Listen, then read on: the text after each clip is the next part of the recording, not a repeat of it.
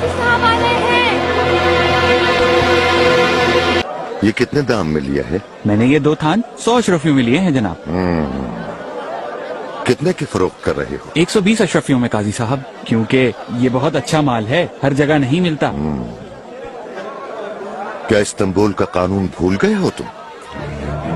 100 अशरफियों से खरीदा हुआ माल कतन 110 अशरफियों से ज्यादा में फरोख्त नहीं किया जा सकता। माल की कीमत बढ़ गई है काजी साहब, क्योंकि फरसूर से ये कपड़ा आता है, हिंद की कपास से बना है, और ताजिर काफिरों की वजह से पहले की तरह आसानी से माल नहीं ला सकते।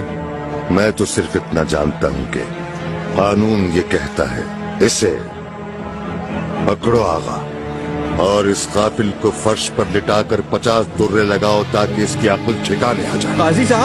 काजी साहब माफ कर दें, वल्लाह आइंदा नहीं होगा। काजी साहब आइंदा कभी ऐसा नहीं करूंगा।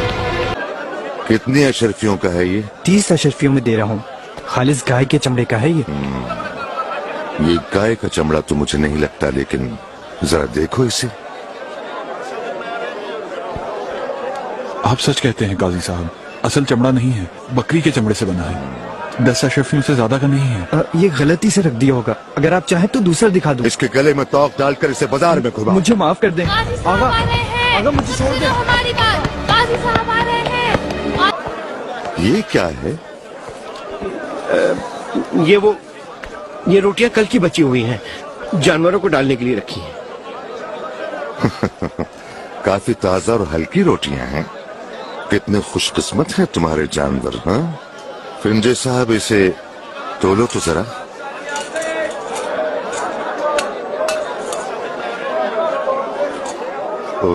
ये तो वजन में भी कम है जनाब। अब जरा जायका भी देखें इसका कैसा है। हाँ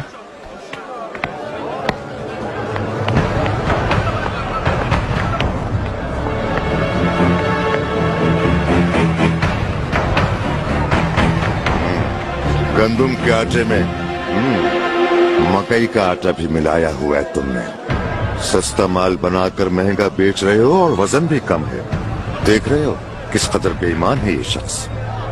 माफी चाहता हूँ साहब, आइंदा कभी नहीं होगा। तौबा। तुम ये बात अच्छी तरह जानते हो कि तुम्हारा ये फेल इस्लाम के उसूलों के खिलाफ है।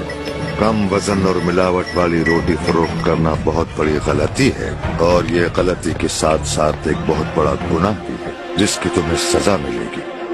इसको घर के दरवाजे पर कीलों से बांध दो इबरत आलम के लिए। काजी साहब तौबा करता हूँ, आइंदा कभी ऐसा नहीं होगा। छोड़ दे आगा, काजी साहब माफ कर दे। काजी साहब आपका गुलाम हूँ। काजी साहब।